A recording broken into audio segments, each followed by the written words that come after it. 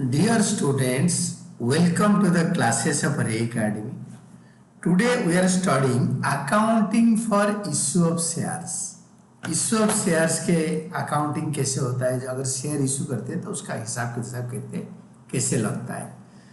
तो reissue of forfeited shares, issue तो हम कर रहे थे, अभी जो शेयर फॉरफिट कर लिए, जिनका पैसा हमने छुड़ा लिया, उनको उसी शेयर को हम रख के क्या करेंगे, again will be reissuing to the general public, reissue बोलते हैं।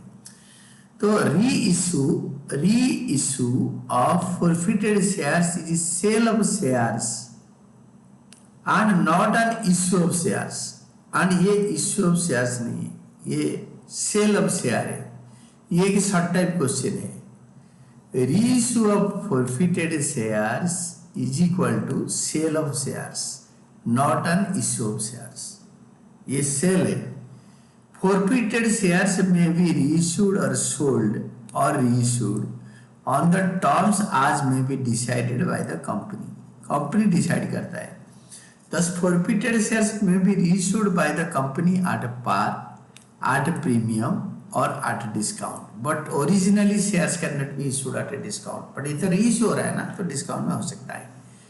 They may have a paid up value that is different from original issued share. उनका जो paid up value तो ओरिजिनल शेयर से डिफरेंट हो सकता है। For instance original issued shares में have paid up value of ₹10, paid up value 10 रुपए का है।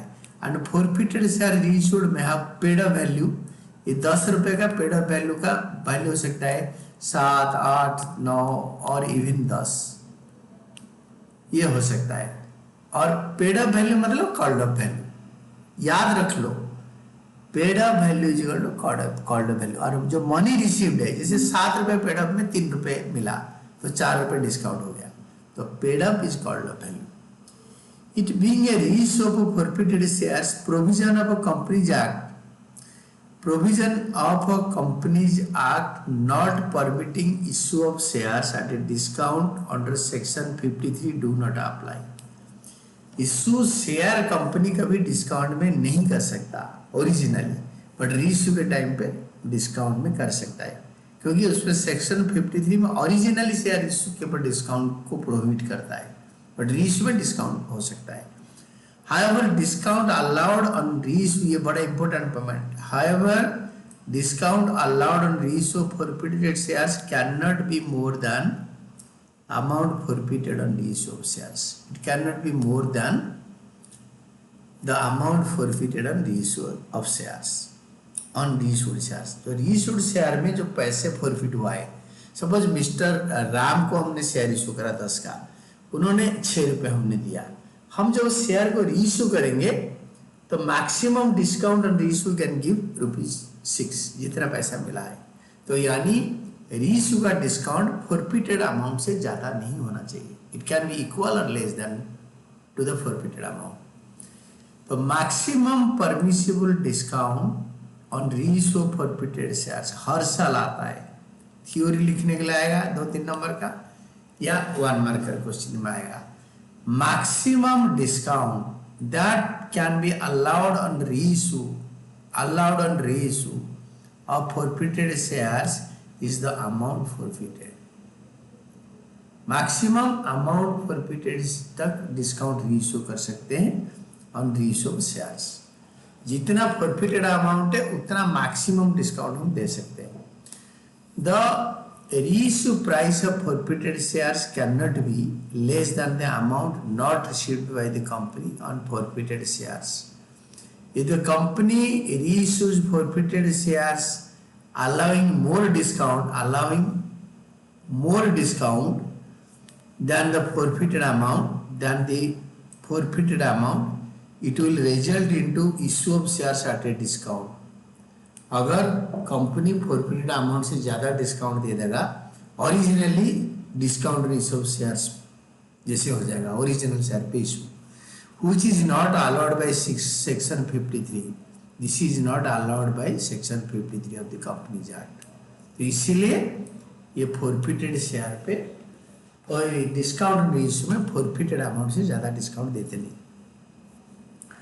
In case forfeited shares are reissued at par, at a nominal face value of shares, accounting entry passed is bank account debited to share application account with the amount received and reissued, जो amount हमें मिला, with the amount credited as paid up value या face value, par value. In case forfeited shares are issued at discount में reissue हो रहा है, the accounting entry passed is bank account debited with the amount received on reissue, amount received and reissue.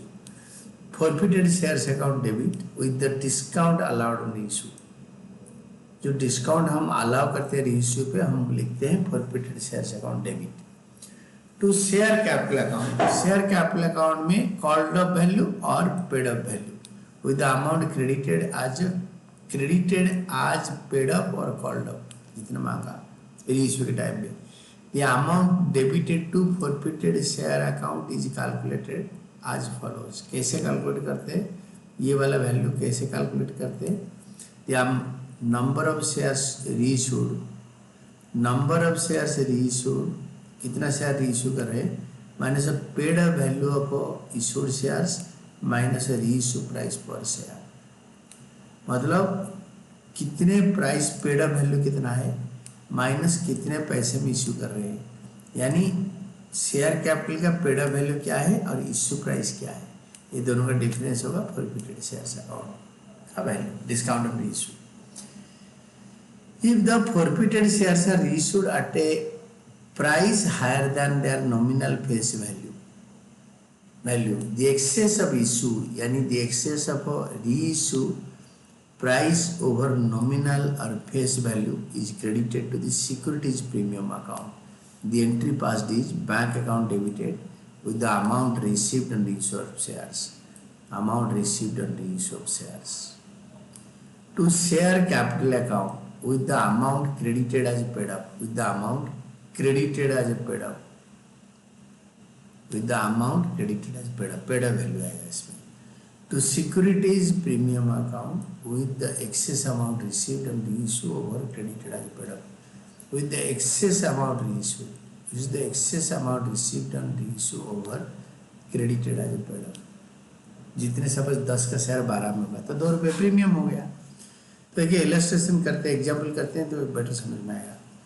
A share example 7 देखो, a share of ₹100 is issued at par against which ₹40 are received is forfeited, 40 रुपये forfeit हो गया। Maximum discount on reissue of the forfeited share can be 40 amount forfeited.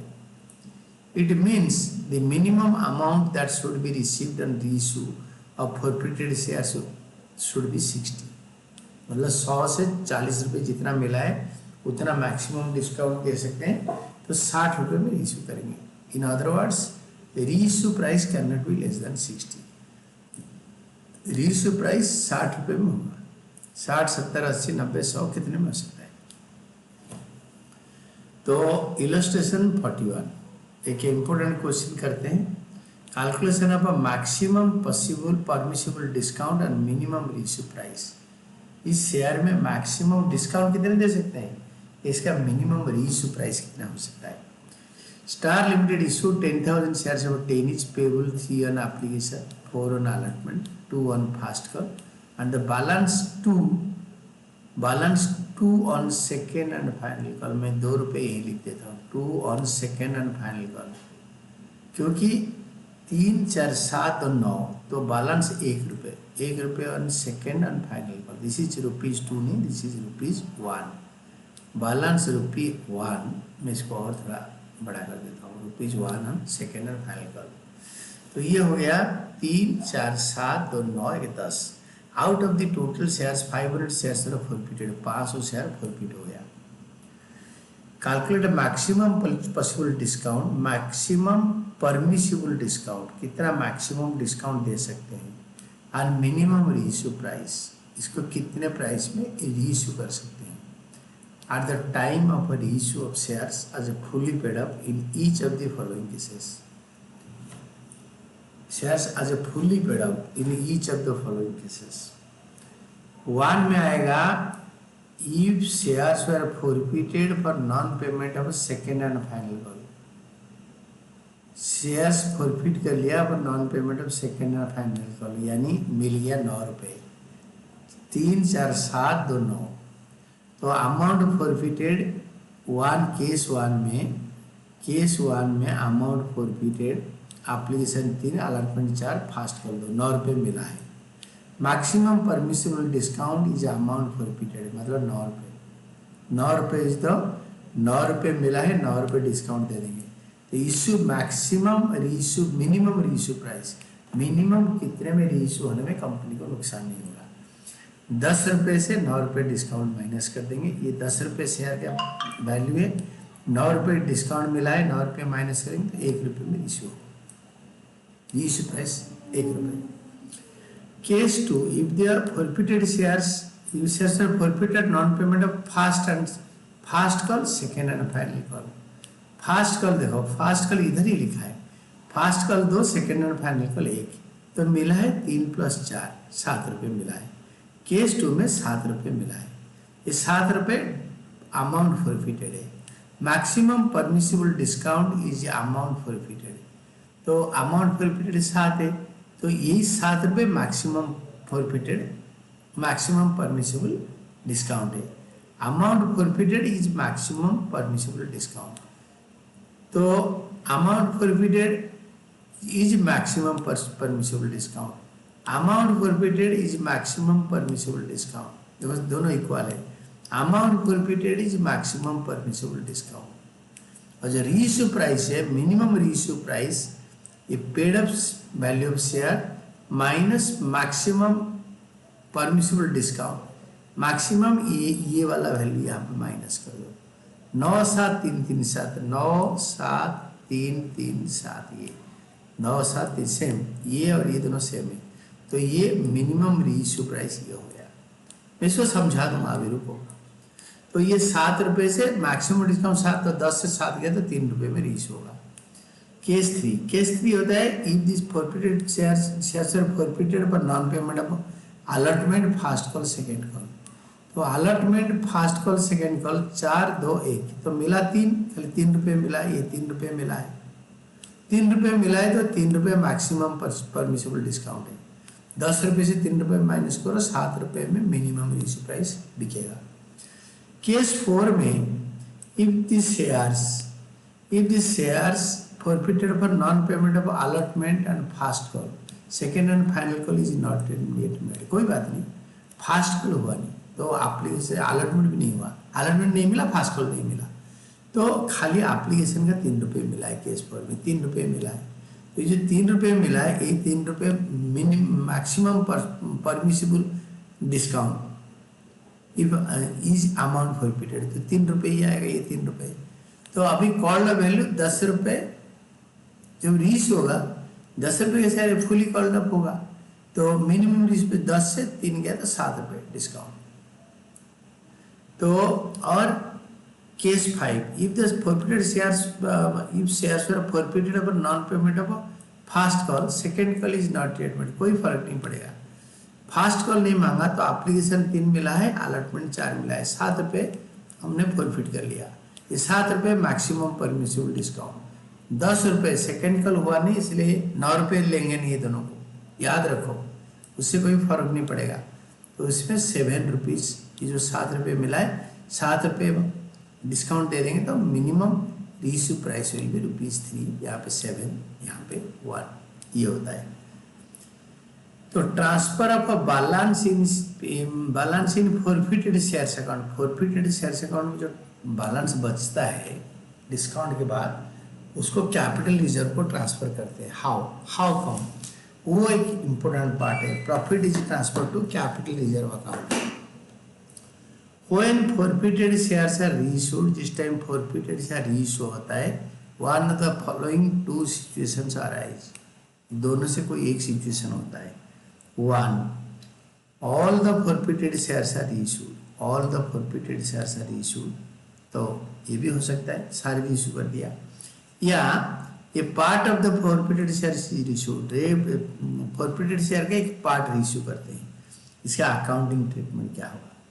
When all the forfeited shares are issued, case 1, जिस time सारे forfeited share issue होता है, तो देखो, after reissue of all the forfeited shares, balance left in the forfeited shares account is transferred to capital reserve account as capital profit. It being a gain of capital nature and capital profit, the entry passed is forfeited shares account debited to capital reserve account. Gain on reissue transferred to capital reserve. So gain on reissue being capital reserve is transferred to capital reserve account. Then जब partial reissue होता है, when part of forfeited shares, when part of forfeited shares is reissued, when part of the forfeited shares is reissued, gain और profit on reissued shares is transferred to capital reserve. ठीक है, जो part profit रहेगा वो capital reserve में transfer होगा.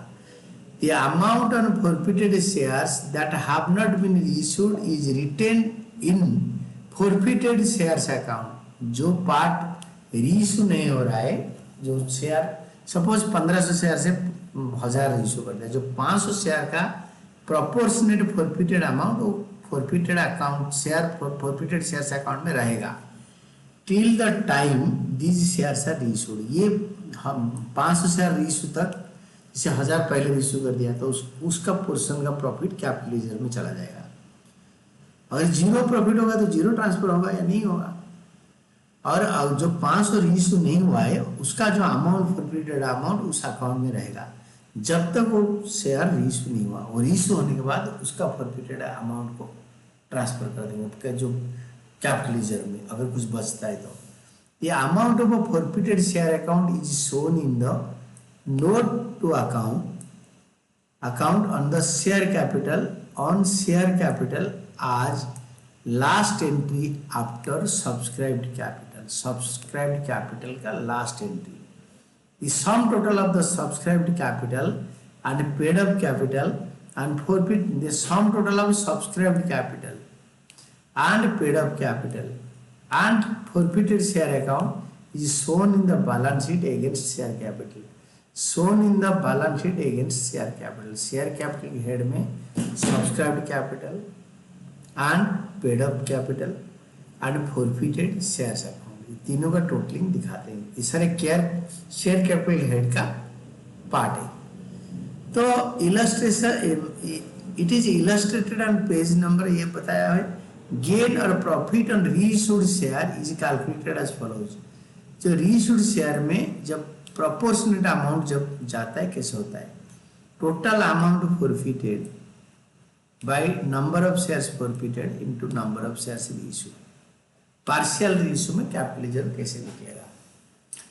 Total amount forfeited suppose 1000 और number of shares forfeited 500 तो 2 रुपये आएगा. Number of shares reissued suppose 300 share issue करें इंटू 300 तो 500 1000 बाई 500 इंटू 300 तो 600 रुपये आ गया. Amount with which forfeited share account is debited eight the time of reissue of such shares और रीइश्यू डिस्काउंट और डिस्काउंट ऑन रीइश्यू. रीइश्यू के time पे 600 से सपोज 200 रुपये डिस्काउंट दे रही है तो 400 रुपये कैपिटल रिजर्व में ट्रांसफर होगा. अगर हम ये इलस्ट्रेशन कर लें तो वी कैन बेटर अंडरस्टैंड. देखो इसका इलस्ट्रेशन करके इसको समझते हैं. तो illustration 12 में you can see Disha Limited forfeited 500 shares of 100 each issued at a 10% premium ₹90 manga on which the shareholder did not pay 30 per share on allotment including premium 10 रुपये. तो allotment हो गया 20 plus 10. 20 कैपिटल है, 10 रुपये premium है. ये है allotment का 30 रुपीज़. मैं आपको स्पेशली सब बहुत बढ़िया समझाऊंगा and you can easily understand. Better by T S. Agarwal साहब के बुक खरीदो और उसी से आराम से बैठ के देखो, पढ़ो. और जिस टाइम आपको समझ में नहीं आएगा will be restoring to this. ये ₹30 है. देखो ये ₹30, दिस इज ₹30 अलॉटमेंट का इंक्लूडिंग प्रीमियम. फास्ट कॉल पर ₹20 पर शेयर. ये हो गया आपके ऑन विच उन्होंने 30 रुपये 20 रुपये दिया नहीं, फास्ट कॉल 20 रुपीज़ दिया नहीं.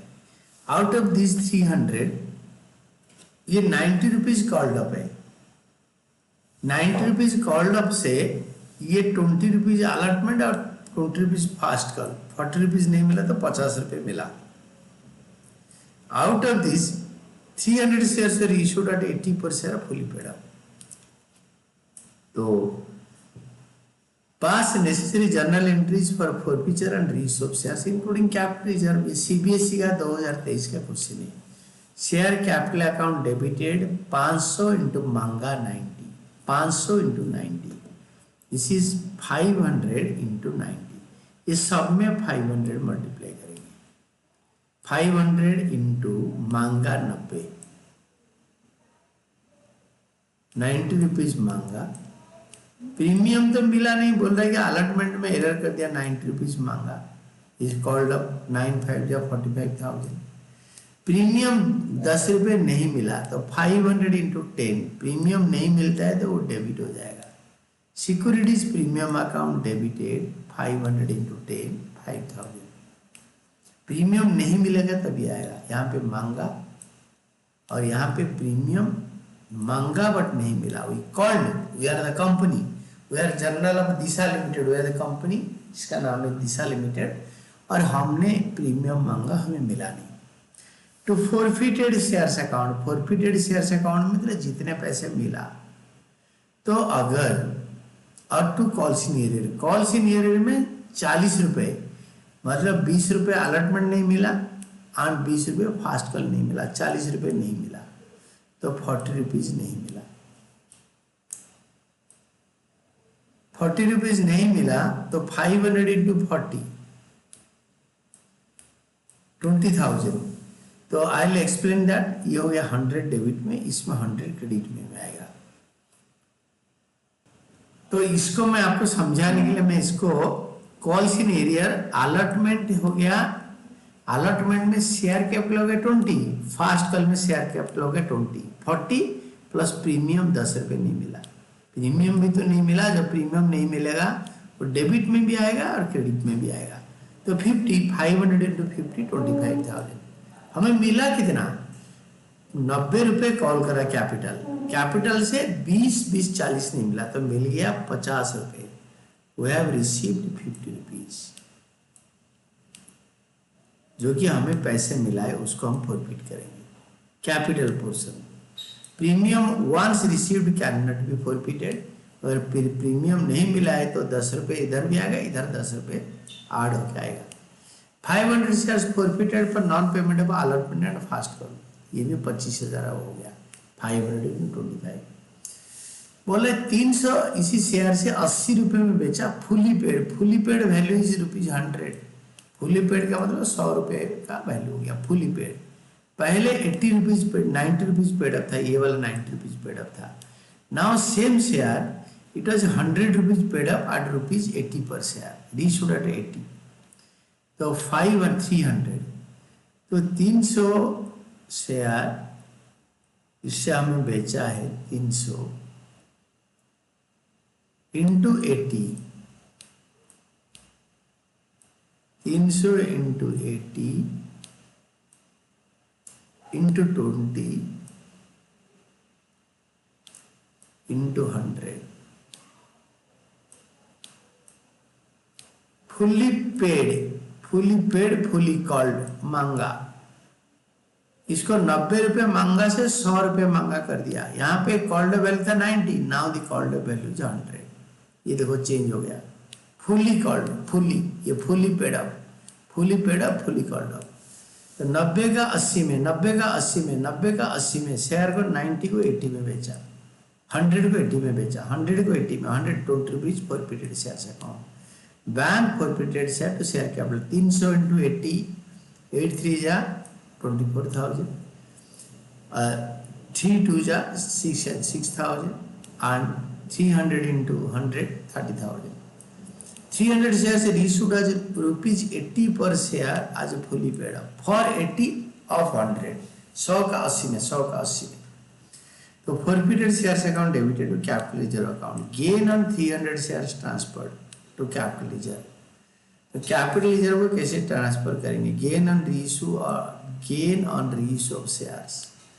25,000 रुपये अमाउंट फॉरफिटेड, ये देखो amount forfeited 25,000 by number of shares forfeited 500 by number of shares forfeited 500 into number of shares reissued 300 into number of shares reissued 300।